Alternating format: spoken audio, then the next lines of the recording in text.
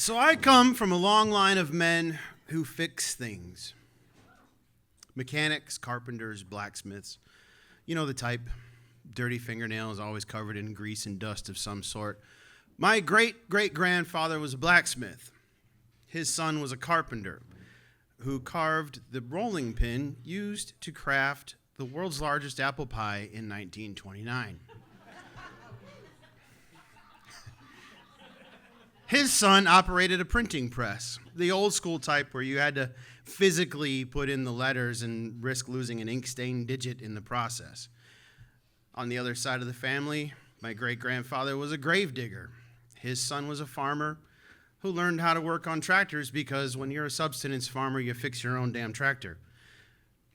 My dad is a mechanic, and a body man, and a fabricator. He takes broken cars and breaks them more, puts them back into play.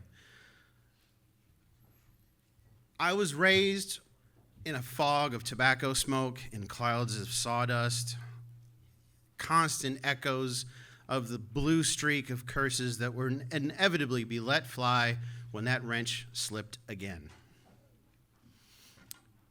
If you've ever wondered how to work on a car, take a 10-millimeter socket, throw it on the floor, and start over.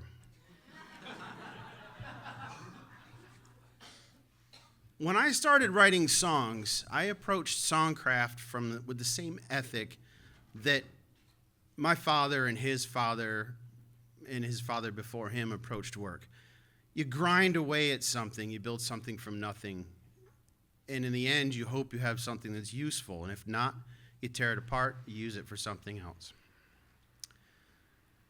I would stay up into the wee hours writing by hand, long form, a song, only to look at the sheet of paper just as the sun was coming up, crumple it up, throw it in the trash, and pray that no one ever got to hear that garbage.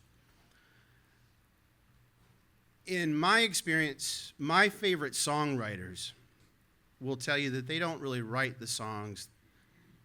They're a conduit. They catch the songs. Like you'd catch a butterfly, or in my case, a mosquito. A blood-sucking, annoying little thing. The trick is not only being open to the idea of a song flying through the air and being able to catch it somehow, but actually to have the tools available to catch it with. Songs are fragile, fleeting things. If they're ignored, they wither and they die. If they're nurtured, they're around for generations. I was riding in the car one sunny Sunday morning, my 10-year-old daughter sitting next to me, listening to the radio, as we all used to do when you turned on the FM dial and listened to terrestrial radio before we had streaming devices and services. And this particular morning, I heard an acoustic blues song come out of the speakers.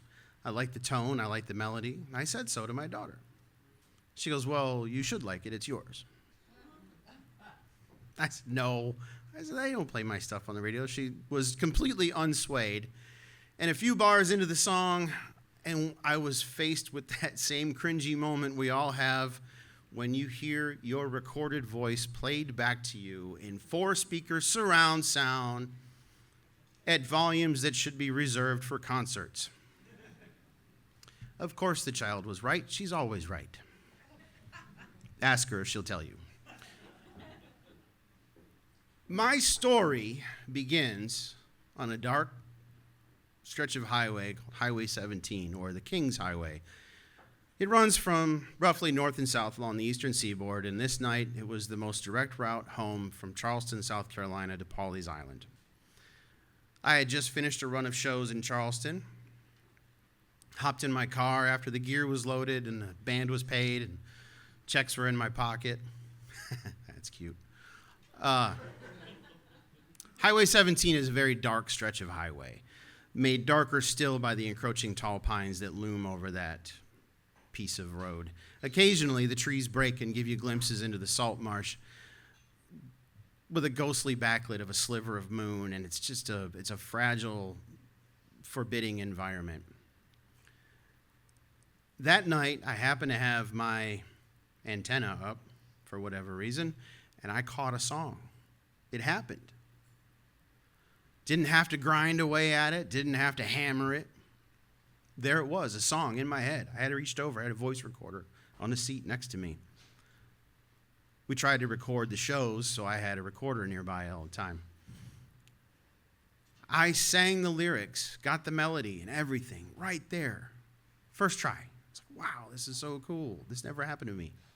Got home, crashed out for the night. The next day I got up, I listened to it, and for once, there was a good thing in the recorder. So I sat down, I transcribed the lyrics so that I could read them, picked up my guitar, started the process over again, got the chord progression, got the melody, everything was there. So for the next week, I practiced this song day in and day out. I wanted to get it just right so I could memorize the lyrics. I wanted to bring it to the band. So we set up, me and the boys, in just another hole-in-the-wall bar, plugged in, ready to go. Holler over my shoulder, key of B flat, 1 and the 4, give it a bounce. And we went for it.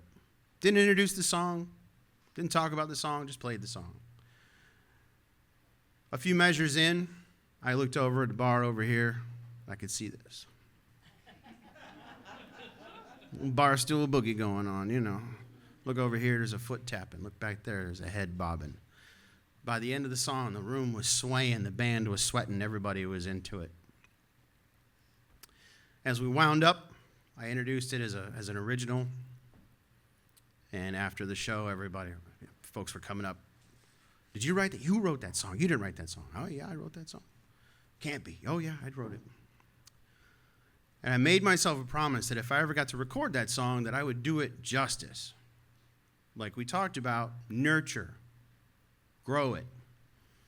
I've been fortunate enough to record the song twice. Once as a demo at a buddy's house where we recorded straight into his computer. It wasn't really the ideal situation, but, you know, you do with what you got. Now we had proof, living proof, that this little living thing had come from my brain, and there it was, in surround sound.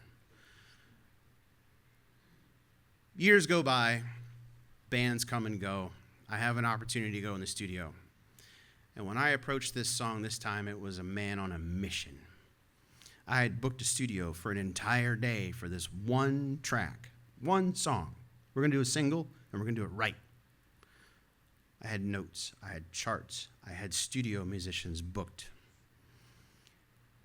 When we sat down and the tape rolled, that band leaned into it, they found the pocket, the groove was there, and in 2 takes, we had a keeper. That's when the fun started. Much like my dad, the consummate tinkerer and hot rodder, we had the horsepower, now we needed to tune the chassis. We added layers of guitars, brought in an acoustic guitar. Hey, where'd you get that amplifier? Cool. I need a new harmonica mic. Hey, I got an idea. Let's put a mic on the floor. We need to catch the foot stomps. Everything was clicking. We wrote a bridge right in the middle of that song that was a callback to blues musician Taj Mahal, folk blues artist Lead Belly, and a Mississippi folk hero named Red. At the end of that segue, came back into crashing snare drums, thundering guitars. It was epic. This thing was done. It was the proudest I've ever been of any work. Except my daughter, we talked about her.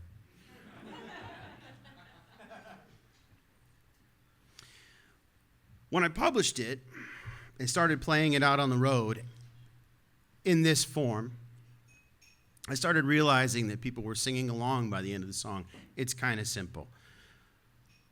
But people were singing along. People were still tapping their feet. People were still getting that groove. I had fans would send me messages back quoting me, my own lyrics, like I didn't know it. Every drummer I've ever had, and by this point, I feel like I've been in an off-Broadway production of Spinal Tap because I've had a few drummers. Sitting next to my drummer, he'd look over, hey, man, let's do that song. Let's do that song. We'll do the song. It's not a big hit, but it's out in the world. and people respond to it. We all have that soundtrack in our lives. I have a soundtrack, the songs that have got me from A to B. You have a soundtrack that's gotten you from home to here today. The idea that something that I created is now in someone else's soundtrack is mind-numbing. This thing that I made, it's not a painting. You can't hang it on the wall. It's not a guitar. You can't play it. It's not, something else that I fixed. The screen door that I installed last week. But it's part of the culture now. It's part of the greater. We all have those songs that connect with us on so many levels, whether it's to get us through a hard time, whether it's to celebrate something. And in my case, hopefully it's just to tap your foot and get your groove on a little bit. When I think of these things, I have to include my dad. My dad was the guy that introduced us to 8-track tapes. He had a cassette player in his van. Music was constantly there in his shop.